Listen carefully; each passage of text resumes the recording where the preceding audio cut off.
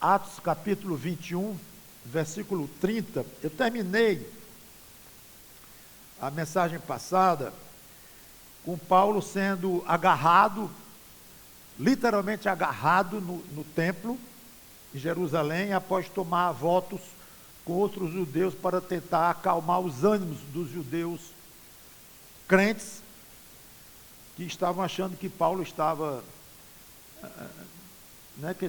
estava ouvindo que Paulo, durante a viagem missionária que ele fez, onde ele pregava nos lugares onde ele andava, que estava falando mal da lei, falando mal do templo, e dizendo para não circuncidarem mais os judeus, ouvindo essas coisas. Então, Tiago, irmão de Jesus, sugeriu a Paulo, faz o seguinte, cumpra a lei aqui num detalhe pequeno, que é uns votos aí de Nazireu, e isso vai acalmá-los. E Paulo assim fez. Comentei isso aí. Então, estamos aqui em Atos 21, ficamos no versículo 29.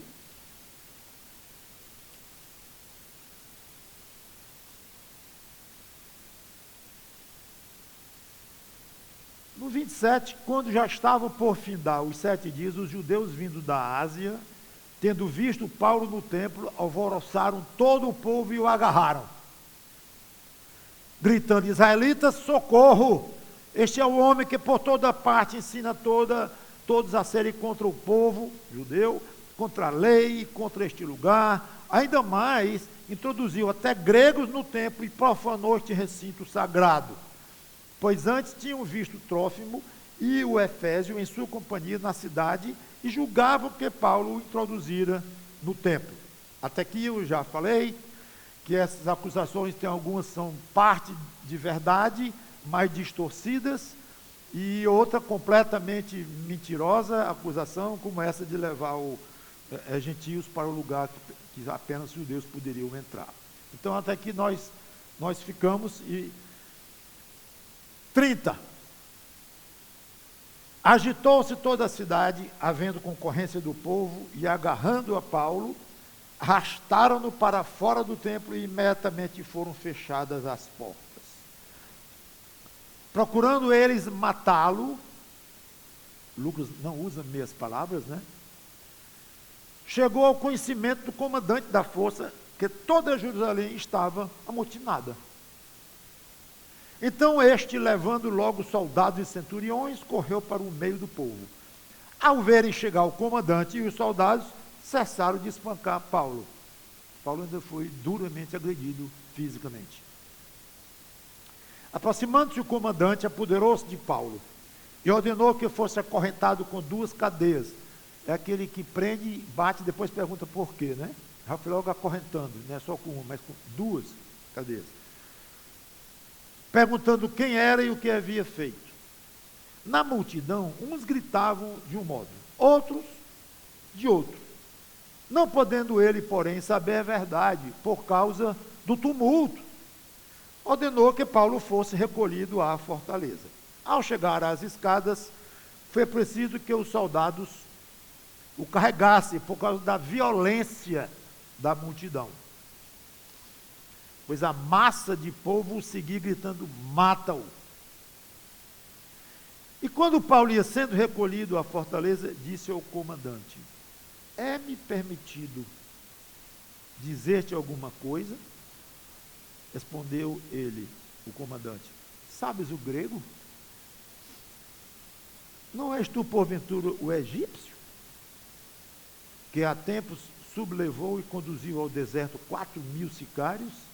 Respondeu-lhe Paulo: eu sou judeu, natural de Tarso, cidade não insignificante da Sicília, ou Cilícia, e rogo-te que me permitas falar ao povo. Obtida a permissão, Paulo, em pé, na escada, olha os detalhes, fez com a mão sinal ao povo. Fez-se grande silêncio, e ele falou em língua hebraica, dizendo: vamos orar. Santo Deus, nosso bom Pai, que essa pregação seja útil a quem for ouvi-la, que teu Espírito Santo se digne iluminar cada mente, cada coração aqui presente, tanto os que já somos salvos em Cristo, quanto os que não são, para que o teu nome seja louvado de toda e qualquer forma. Em nome do Senhor Jesus Cristo, te pedimos e agradecemos. Amém. Então, prendem Paulo, levam para fora do pátio dos judeus, fecham os portões, começam a espancá-lo, e Paulo estava a um passo da morte, por mais muito pouco tempo. O comandante da guarda romana ali perto soube, levou vários soldados, até centuriões, que eram chefes de 100 soldados. Eles pararam de espancar Paulo.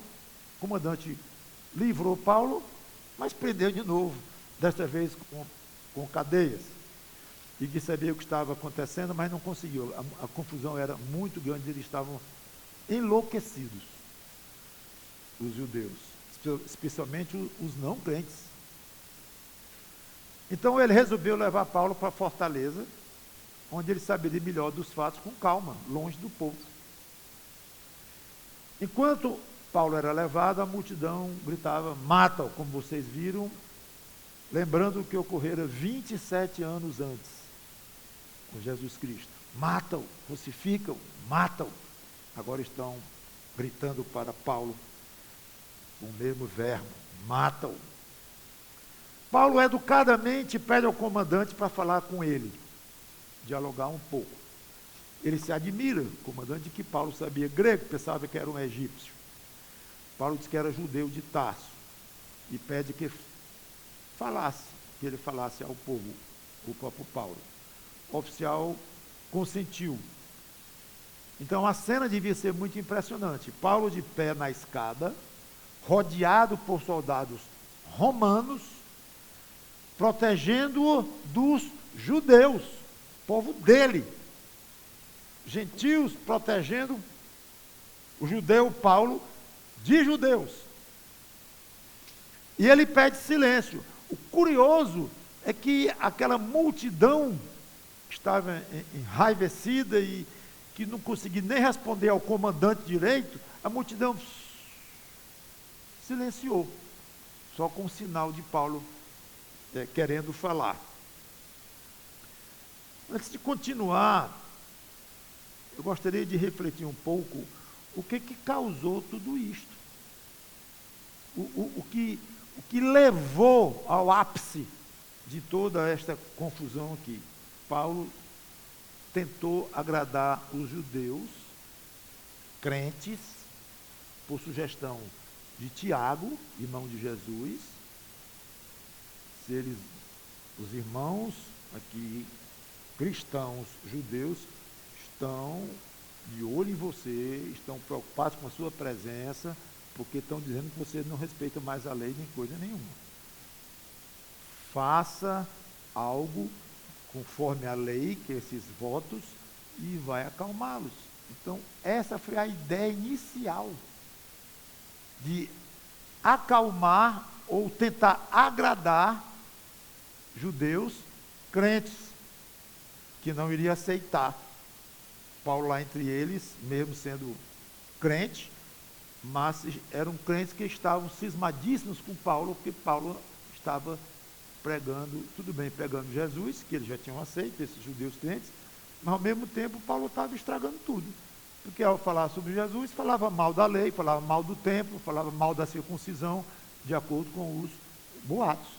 Então eles estavam muito confusos e sem querer aceitar Paulo. Então, para agradar os judeus, foi injustamente acusado por outros judeus, esses, os descrentes. Inclusive alguns que tinham chegado da Ásia, que é onde Paulo estava, dizendo, confirmando o que os boatos estavam dizendo. Ou seja, pessoalmente dizendo, não, nós estamos vindo de lá. E Paulo, de fato, estava falando mal da lei, isso. Piorou tudo.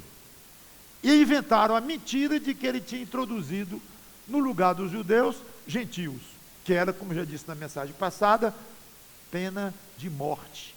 Tinha até aviso: não passe daqui o gentio. Então era algo muito grave.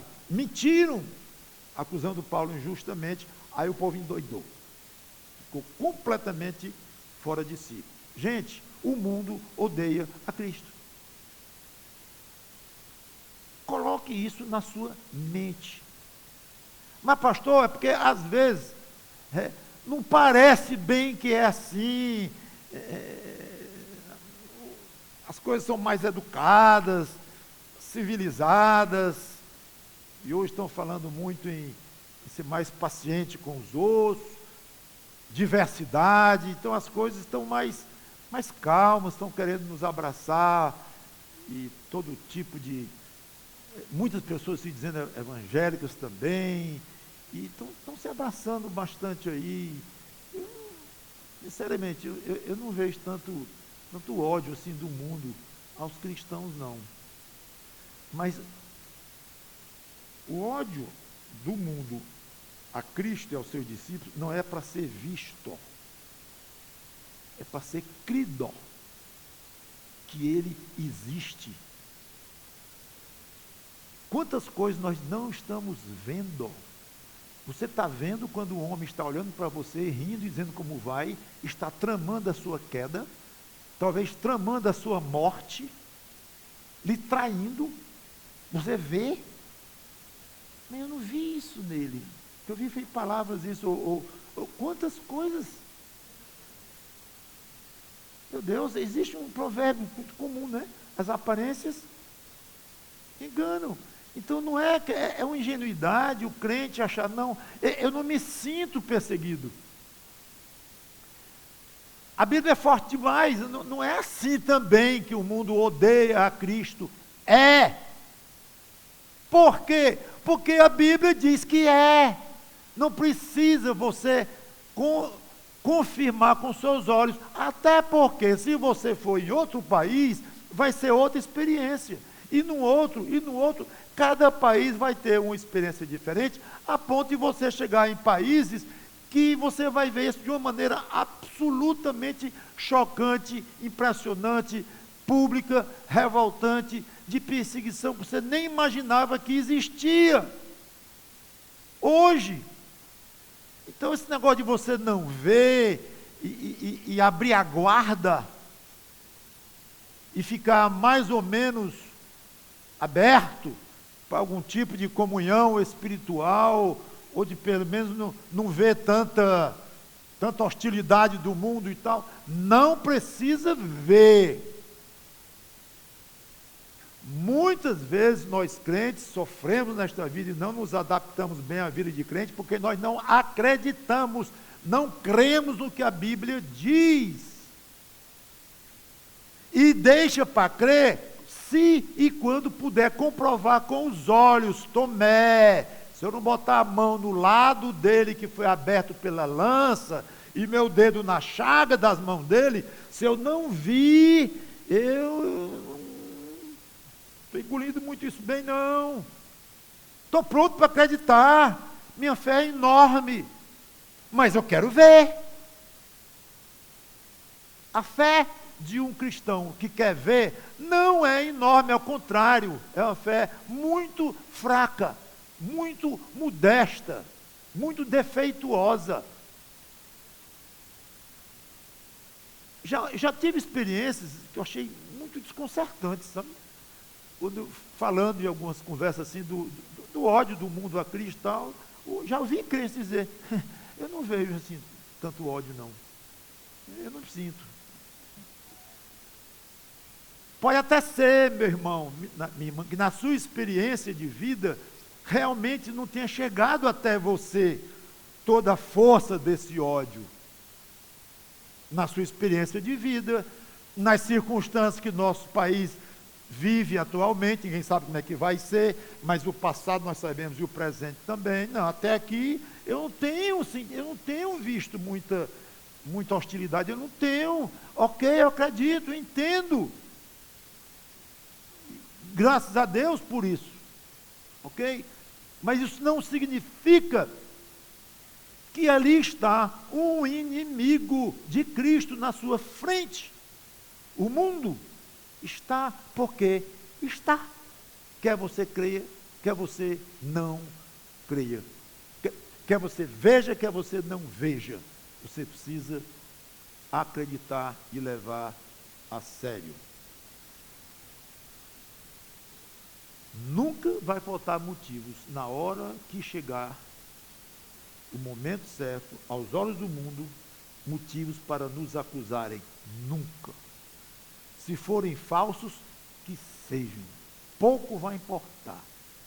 Na hora que Deus permitir que o ódio do diabo contra Cristo e contra os seus seguidores seja realmente manifestado de uma maneira mais intensa, mais direta, não vai faltar acusação contra nós. Mas isso é mentira, pastor. Eu não fiz isso, eu estou aqui preso. É injustiça. Pouco importa para o mundo se isso é justiça, se é justo, se não é, se é mentira, se não é, não interessa. Ódio cego não quer ver racionalidade, não quer ver justificativa decente, digna, não. E esse ódio do mundo atinge proporções de uma cegueira completa, como nós vimos aqui, esses judeus. Não era o tempo todo assim, não, mas tem momentos, tratando de povos, de países, tem momentos, pode durar séculos, mas tem os momentos que variam de mais receptividade, mais abertura, de menos, de meio neutralidade aparente, de perseguição explícita, como em alguns países hoje. Sim, e nós não sabemos o que vai acontecer com o nosso. Tudo bem, mas não se iluda. A minha preocupação é prevenir vocês. Então, viva como crente, dê bom testemunho, sim, mas não vá a limites, ultrapassar limites do razoável para agradar o mundo. Não faça isso. Não, para poder ser mais atraente aos do mundo, para poder pregar o evangelho, essa é outra clássica. Para pregar o evangelho, aí eu abro a guarda, aí eu vou ter tipos de comportamentos, de amizades, de relacionamentos com inimigos do evangelho. Então tem que ter muita sabedoria. Nunca gostei muito de beber, antes da minha conversão. Mas bebiricava um pouco aqui e ali.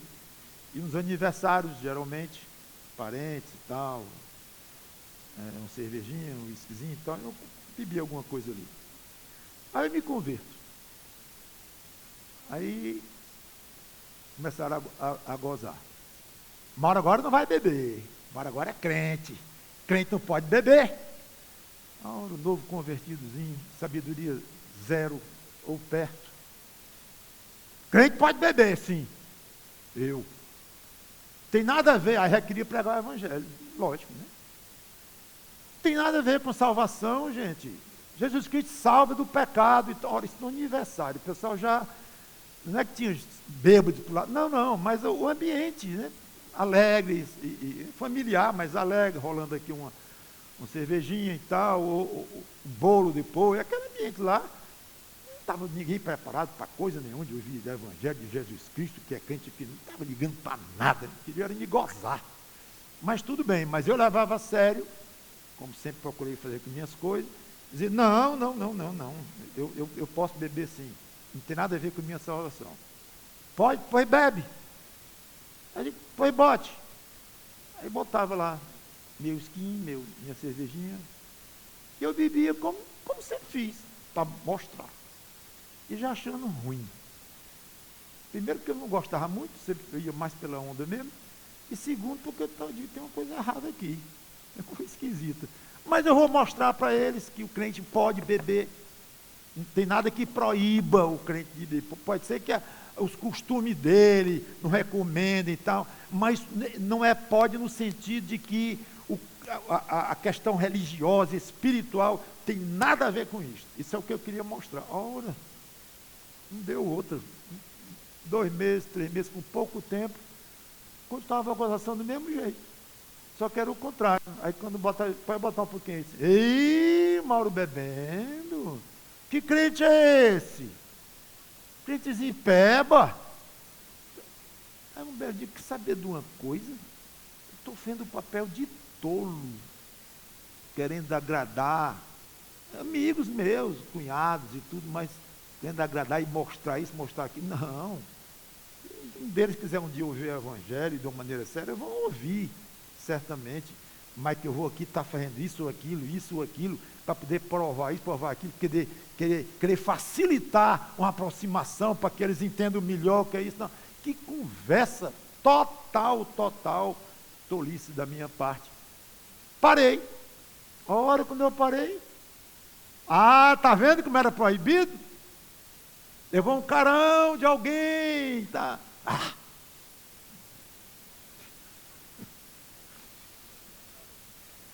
Foi só um exemplo. Foi 76, 24 mais 25, só 49 anos que isso aconteceu. E um deles disse assim: Mauro, tu vai vir com tua novidade de novo, porque agora tu é crente. Sou. Mais uma novidade. Quando tu desistir disso, tu me avisa. Mais uma das tuas coisas. Gostava de aeromodelo, e depois não gostava mais, gostava de outra coisa, de lanche, esquiar, aí já era outra coisa, muito requieto, dessas invenções do Mauro aí. Aí eu olhei para ele e disse assim: ok, lhe prometo, assim que eu desistir desse negócio de ser crente, eu te aviso. Agora, espere sentado, porque você vai cansar. Outro dia eu chamei esse meu cunhado, disse: você lembra daquilo? Ele disse: lembro não, disse, que pena. Então não adianta você querer agradar, fazer grandes coisas para agradar o mundo. Não agrada. Agora, claro, dar bom testemunho, ser digno, ser decente, ser amoroso, ser correto, tudo isto. Mas tem limite. Parece que Paulo aqui passou. Agora, quando se fala de Paulo, é muito delicado, porque estamos falando da própria história do início da igreja cristã. Um homem, um profeta, um homem inspirado pelo Espírito Santo em grande parte do que falou. Então, tudo tem Deus aqui mexendo tudo, é claro. Mas isolando e olhando de uma maneira puramente humana, estratégica, né, parece que foi o caso dele querer mostrar algo e, como se diz, o tiro saiu pela culatra. Muito bem. Não sejam como muitos hoje que botam água no Evangelho, diluem o Evangelho e procuram mundanizar os próprios costumes. Tem igrejas que fazem isto para agradar e atrair o mundo. Isso não funciona. Versículo 1, Paulo agora começa seu discurso, né? Acorrentado, hein? Duas correntes.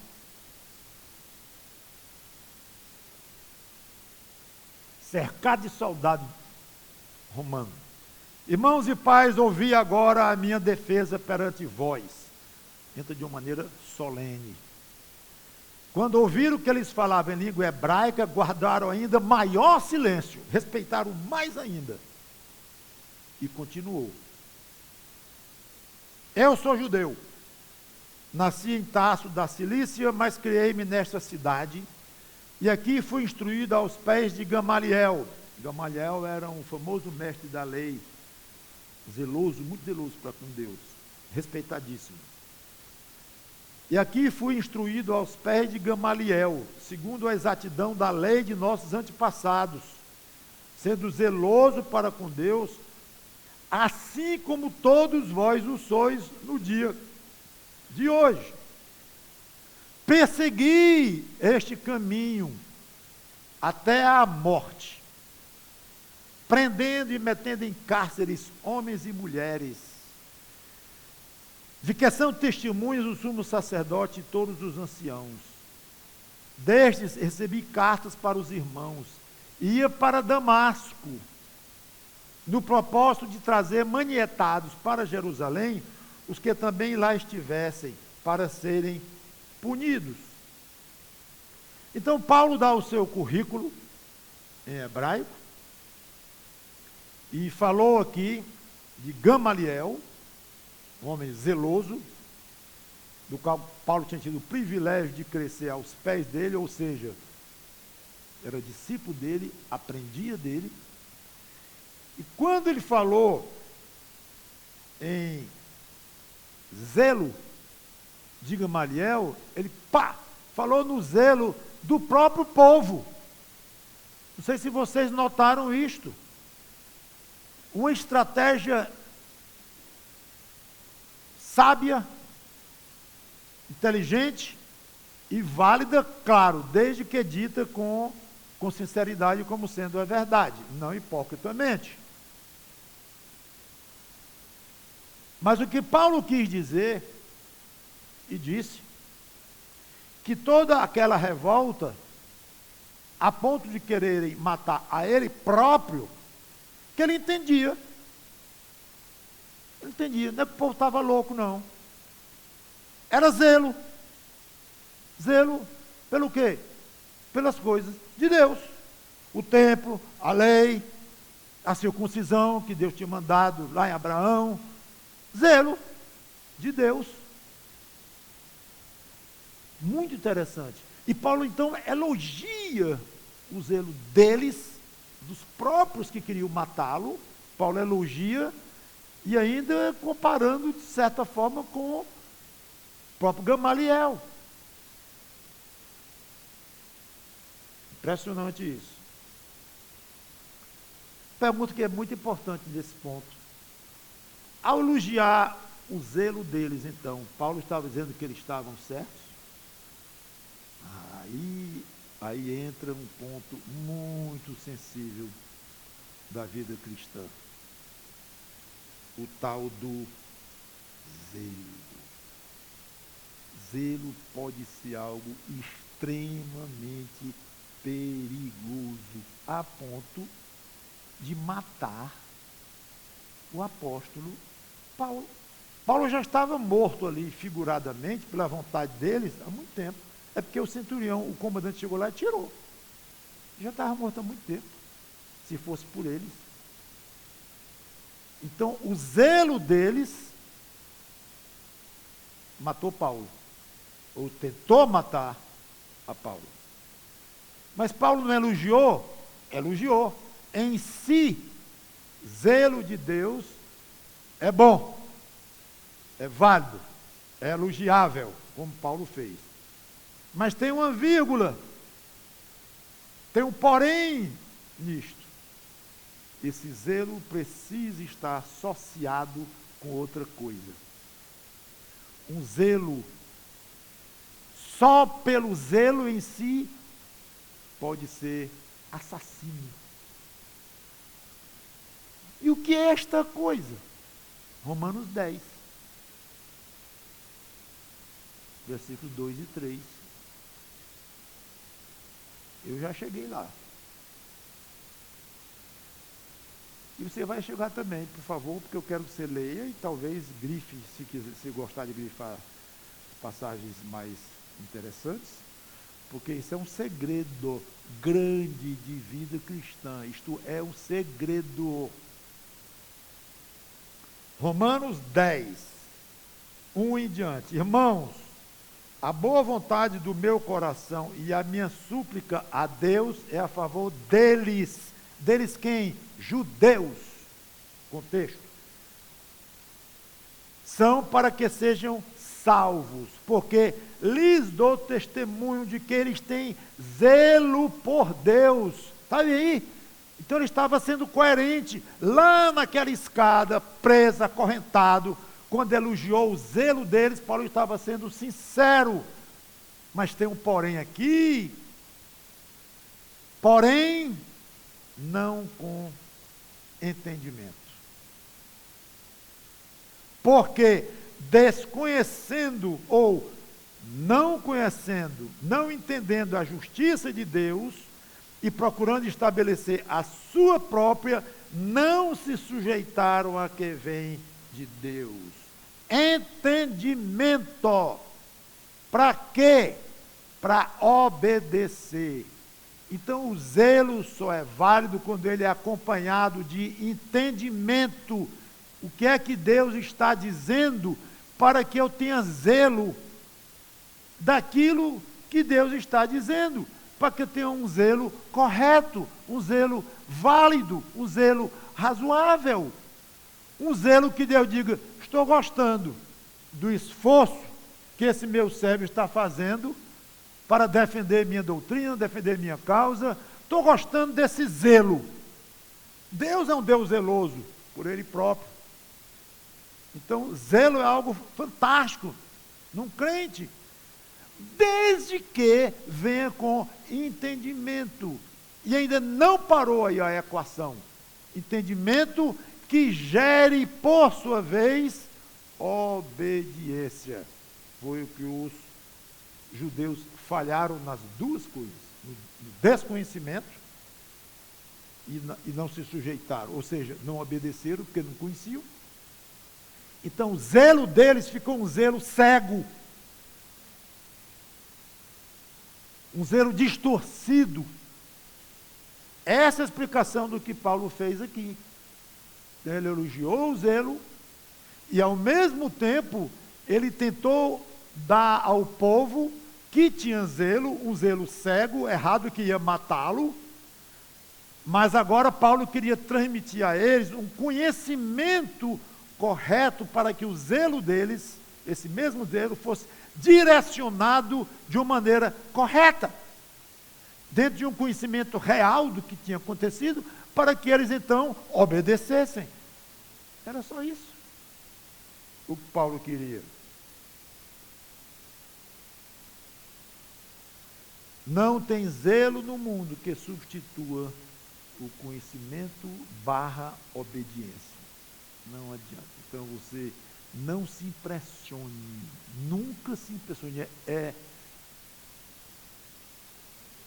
Não é sábio, ingenuidade, você se impressionar com alguém falando em Jesus Cristo, e talvez chorando e se emocionando e dizendo palavras belas, mas belas mesmo, emotivas, palavras tiradas da Bíblia, de passagens do Velho Testamento, do Novo Testamento, mostrando um grande conhecimento na mente decorada, o decorado de coisas da Bíblia, e fala. Cadê a sabedoria sua do crentezinho lá, que está ouvindo aquilo ali? Diz assim, ele fala até ficar rouco mesmo. Que zelo que esse camarada tem das coisas de Deus. Agora, peraí, ele citou isso aqui, dizendo aquilo? Não está batendo não. Opa! E aquilo ali, ele botou, mas vou provar isso. Aí pá, uma passagem que você olha e assim, não tem nada a ver. Mas quem sou eu para dizer que tem nada a ver? Esse monstro desse aí, pregando aí, famoso e tudo, falando palavras de todo jeito. É o que eu não estou entendendo direito. Não faça isso. Então, se você nota que ali não está batendo, epa, aí comece a desconfiar do zelo, da qualidade do zelo daquela pessoa. Esse zelo aqui vai me prejudicar muito. Com licença, tufo. Desliga. Passa para outra coisa, se for o caso. Muito bem. Uma das coisas mais importantes que eu tenho dito aqui recentemente, essa questão do zelo. Primeiro, para você ter cuidado com os zelos de outros que mostram desconhecimento da palavra, e pior do que desconhecimento, pode até mostrar conhecimento, mas desobediência. Fuja desse. O zelo de alguém assim pode lhe matar um dia, literalmente, lhe perseguir, lhe prender. O pastor está exagerando isso. Lê a Bíblia, lê o que houve com Paulo. Aí Paulo faz uma confissão, difícil, deve ter sido difícil para ele, quando diz que ele chegou a perseguir o caminho, né?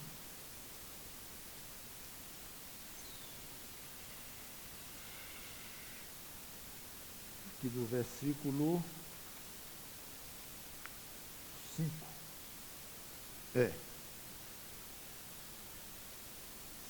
6. Não, ele fala no caminho 4. Obrigado.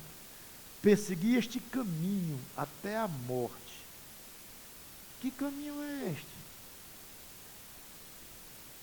Tem alguma passagem, por acaso, que faz vocês lembrarem que caminho é este? Pode dizer. João 14,6, eu sou o caminho e a verdade e a vida. É lindo Paulo usar exatamente a palavra caminho. Eu persegui este caminho. Claro que a palavra aqui significa metaforicamente, eu persegui essa maneira de pensar, eu persegui esta linha de ação, eu persegui essa filosofia, ou esse ensino. É o que se entende, em primeiro lugar, mas a gente sabe que por trás disto tem algo muito mais bonito.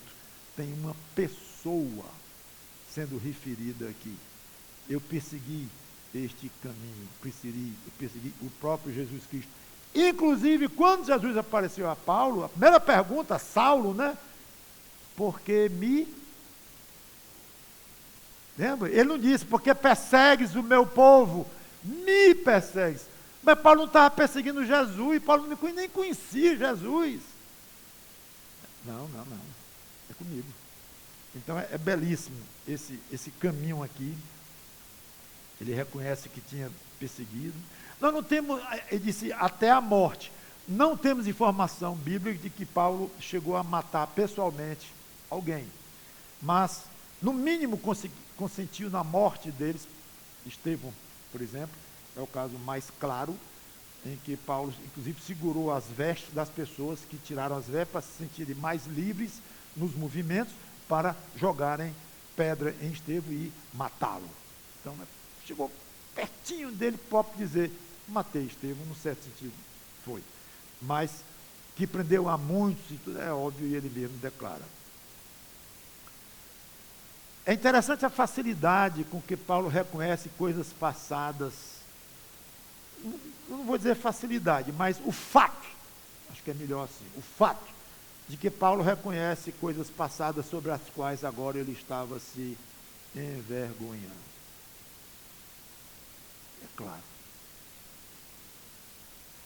Devia ser muito difícil para ele isto, mas era necessário, ele fazia.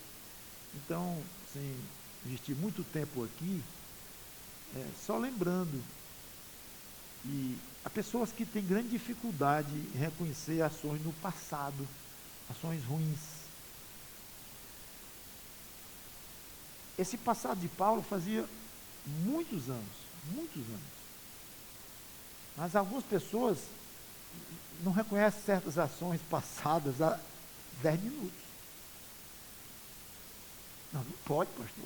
Pode, você sabe que pode. Se eu sei, você também sabe. 10 minutos. Rapaz, você falou assim, não, eu não falei isso. Você falou agora, aqui, agorinha. Não falei isso. Não falei isso, foi exatamente o que eu disse e tal. Você que não entendeu, já volta contra o outro e tal. Então, nossa carne é muito capciosa, talvez cada um de nós tenha sido tentado, ou não tentado apenas, mas caído na tentação de agir desta forma, de ter vergonha, covardia, de não reconhecer filhos mesmo, e não foi bom não, desculpe se foi o caso, eu estou devidamente contrito, arrependido. Qual é o problema? Não tenha dificuldade não, pode ter dificuldade, porque eu disse, é difícil, mas encare, tenha dignidade, até cristã, de chegar e dizer, eu fiz isso mesmo, eu disse mesmo, eu estou morrendo de vergonha aqui. Nunca ninguém chegou a ser diminuído na sua decência, na sua própria dignidade, por uma atitude dessa, é o contrário. Mas nós somos tão tolos que a gente faz o contrário, sabendo que não vai dar certo. Porque é difícil para o ego. O ego é tão violentamente orgulhoso e ama a si próprio, que ele prefere que o crente diminua o testemunho dele, prejudique o testemunho dele, diante, às vezes, de várias pessoas, só para o ego não dizer assim, eu errei, me perdoe. Que coisa! Você conhece um ego desse? Eu conheço. O meu, cada um tem o seu, e sabemos que esses egos nossos são passíveis de coisas horríveis contra nós mesmos. Então, ninguém se arrependeu de ter dito, vou dizer de outra forma, eu não consigo imaginar alguém arrependido de dizer, realmente eu estou arrependido, me perdoem. Ah, que coisa horrível! Ninguém vai sair comentando isso desse irmão, dessa irmã. Você viu que coisa bonita? Viu a humildade? Como ele foi pronto a reconhecer? Assim que se faz. Elogio, você cresceu. O seu erro, ou pecado, vamos chamar assim, serviu para o seu crescimento, para o seu testemunho ser melhorado entre os irmãos. Não o contrário. Mas tu viu, rapaz, a gente tinha acabado de dizer, somos 8 ali que nós ouvimos, e ele ficou ali que não disse, ele disse. Pena que ninguém gravou isso aqui e tal. Olha o testemunho de alguém assim. Então, resolva aí o seu caminho, quais são as suas escolhas para isto, e tenha paciência e misericórdia com os outros os que não agem com humildade, e vamos tocando para frente. Muito bem. O versículo 6 ao 21 nós vamos pular, por um motivo muito simples.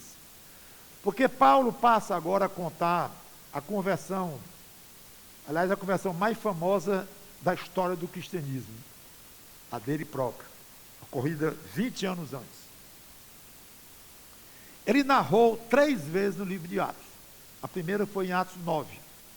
Quando eu estava em Atos 9 pregando para vocês, nós usamos uma pregação só para isto, inclusive lançando mão dessas 3 narrativas espalhadas no livro de Atos, que inclui esta aqui. Então nós já vimos o que ele diz aqui e não precisa mais. Nós vemos de novo. Os judeus, então, ao pé da escadaria, estavam elevados com as palavras de Paulo, ansiosos por ouvir mais. Certo? Bom, até o 21, pode até ser, versículo 21. O 20. Mas no 21, Paulo tocou num ponto nervo aberto, de novo. Não que ele não tinha feito isso antes, o que ele tinha feito eram os votos lá e tal, que irritou, mas agora ele tocou num nervo aberto. Mas, falando da conversão dele, e do diálogo que ele teve com Jesus ressuscitado, né? Mas ele me disse, Jesus me disse, vai, porque eu te enviarei para longe, para os judeus que estão espalhados por aí. Foi não, foi a palavra proibida. Proibida para os judeus, para os gentios. Ouviram-no até esta palavra. E então gritaram dizendo, tira tal homem da terra, porque não convém que ele viva. Ódio puro explodiu de novo.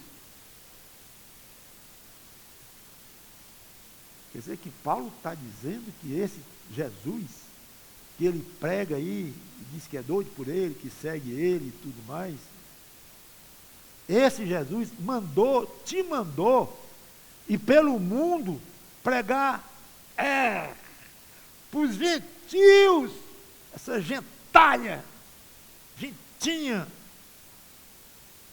Aí foi raiva de Jesus, raiva de Paulo, de tudo o que eles pudessem ter, mas não poderiam assimilar alguma coisa assim.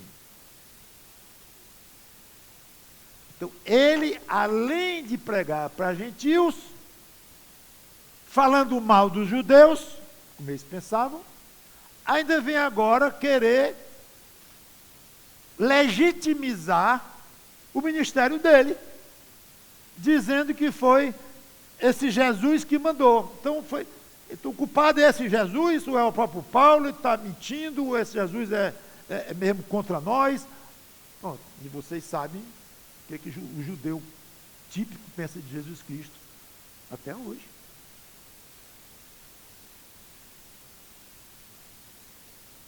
Ora, estando eles gritando, arrojando de si as suas capas, jogando para cima, um costume que eles deviam ter, mostrando raiva, revolta, atirando poeira para os ares, dá até agonia de pensar em a gente está pegando poeira vindo de cima para baixo, que eles mesmos jogavam. Hoje em dia nós queremos fugir de pó, né? Tomar banho, etc. Mas a gente jogava poeira para cima para cair neles mesmos. Certamente, talvez, porque não gostavam disso. Mas uma maneira de dizer como aquilo era repugnante aos ouvidos dele ouvir aquilo de Paulo. Preferiam ser banhados de poeira, não só nos pés, que estavam acostumados, claro, mas na cabeça, em tudo, se sujavam todo. Era melhor do que estar ouvindo um negócio daquele. Forte. Ordenou o comandante que Paulo fosse recolhido à fortaleza e que sob açoite, esse comandante não alisava, sob açoite fosse interrogado para saber por que motivo assim clamavam contra ele. Então, o comandante ele não via motivos, ele não entendeu nada. Por que os judeus estavam tão ferozmente indignados contra aquele homem? E agora manda açoitar Paulo, para forçar Paulo debaixo de açoite a dizer a verdade. Diga o que está acontecendo, confesse. Açoite aqui era um suplício fortíssimo, em que pedaços de carne eram arrancados, muitas vezes do pobre coitado que estava sendo açoitado. Eles amarravam ossos, pedaços de ossos, na ponta do chicote. E então eles caprichavam mesmo para que o efeito fosse o mais forte possível do osso, né, abrindo a carne. Alguns ficavam o resto da vida aleijados, outros morriam com esses açoites. Então não era só um chicote, 3 ou 4 chicotadas e estava encerrado, não, era algo muito, muito grave, muito ruim.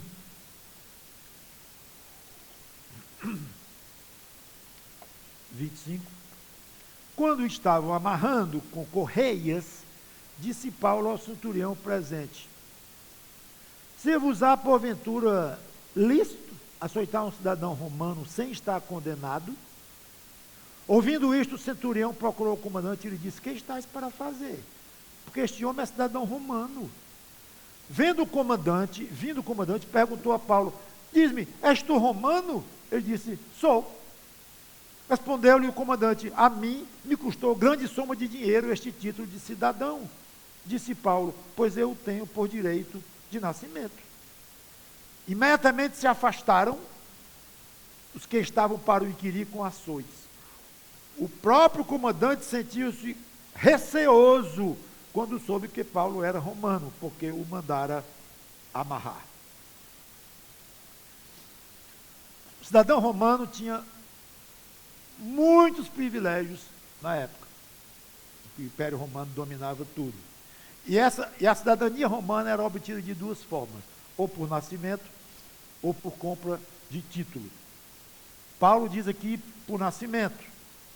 O pai deve ter prestado alguns serviços ao Império, algum general romano, então recebeu o título e passou para Paulo, porque ele disse que foi por nascimento. Já nasceu assim. E um cidadão romano não podia ser açoitado antes da condenação. Depois era outra história. Mas antes de ser condenado, não podia ser condenado.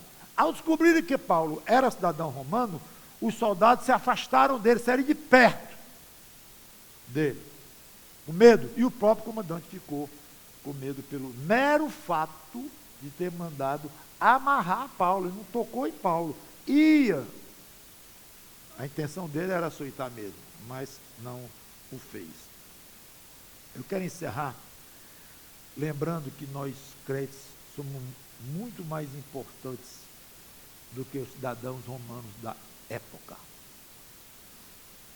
Não vou ler as passagens, não precisa, muitas são conhecidas, mas panoramicamente nós somos cidadãos do reino dos céus. Nós somos membros da família de Deus, Efésios 2:19. Nós somos herdeiros de Deus, Romanos 8:17.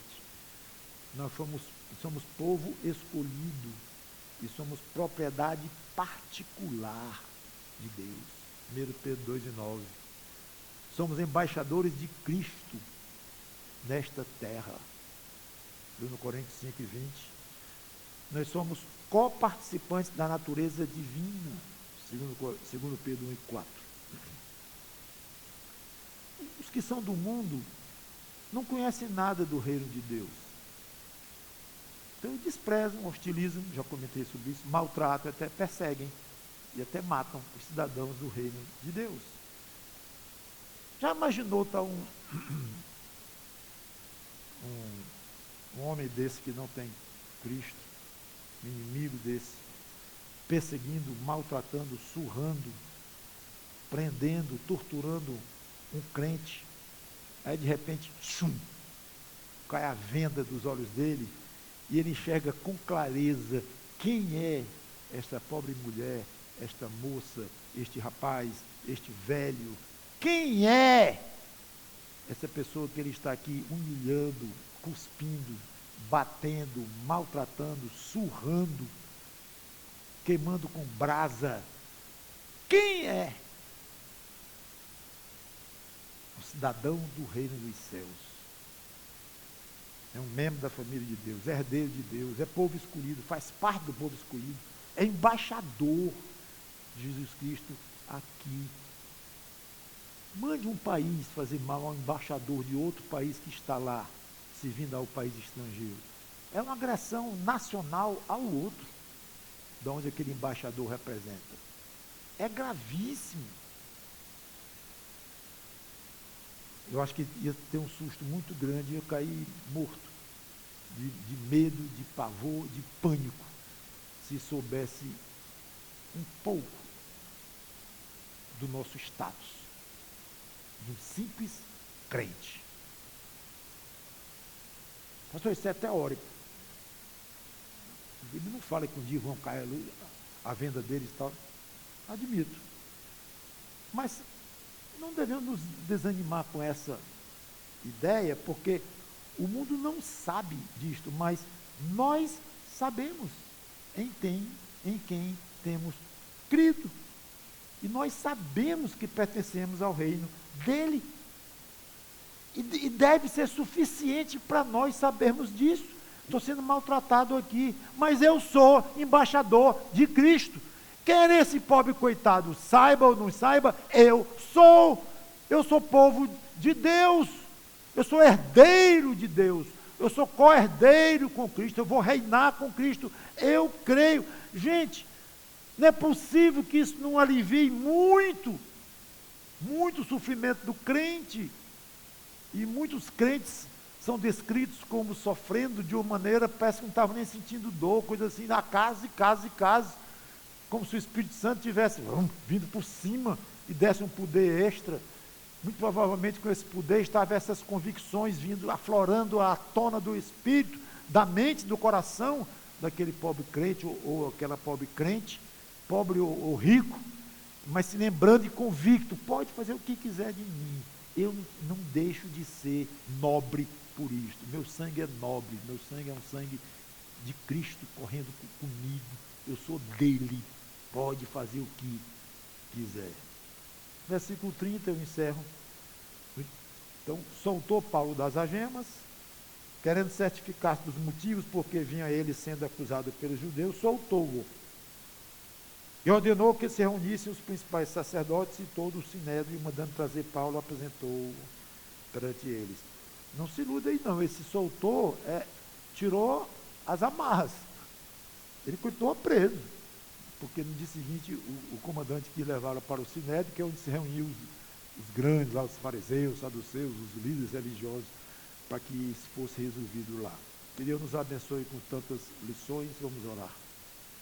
Obrigado, Senhor Deus, pela tua palavra, que o teu Espírito Santo nos ajude a entender estas coisas, que nosso zelo seja um zelo lícito, um zelo baseado em conhecimento e em consequente obediência.